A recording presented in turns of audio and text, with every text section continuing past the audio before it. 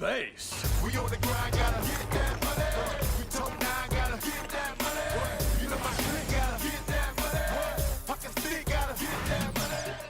We on the grind, gotta get that money.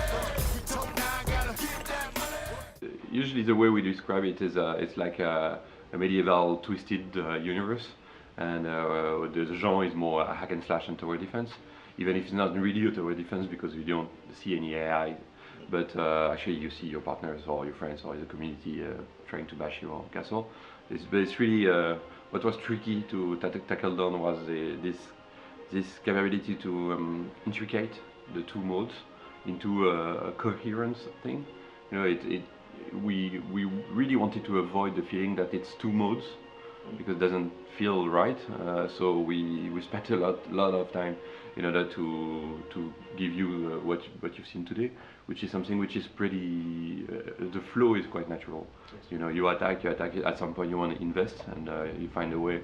Do I invest on my heroes or in my castle?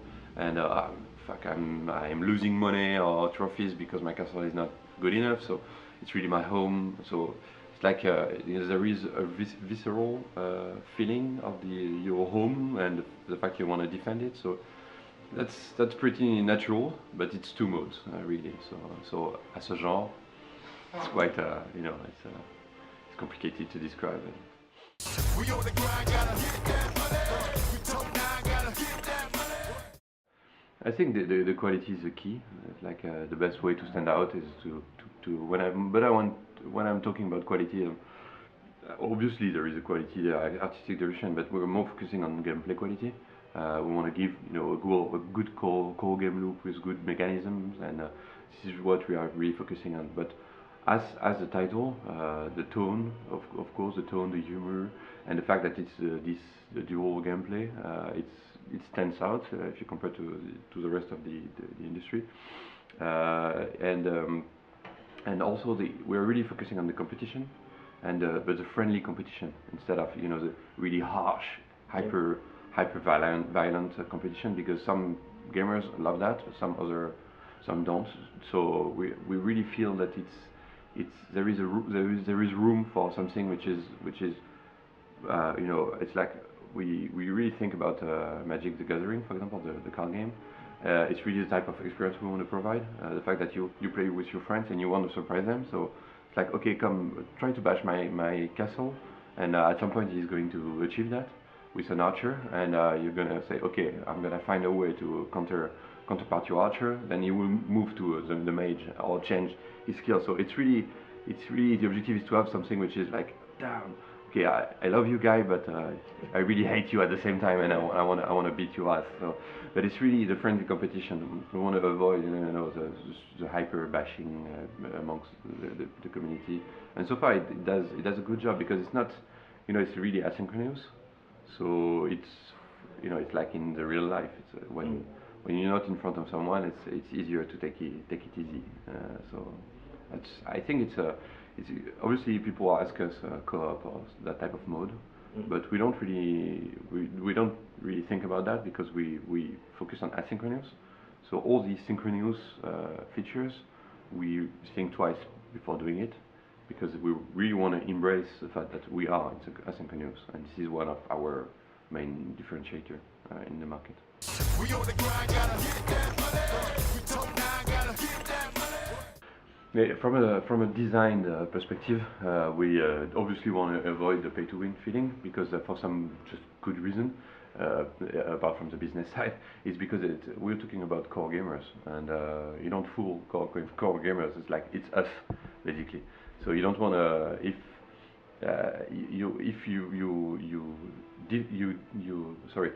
the fact that players are winning, all the good players are going to move to another game.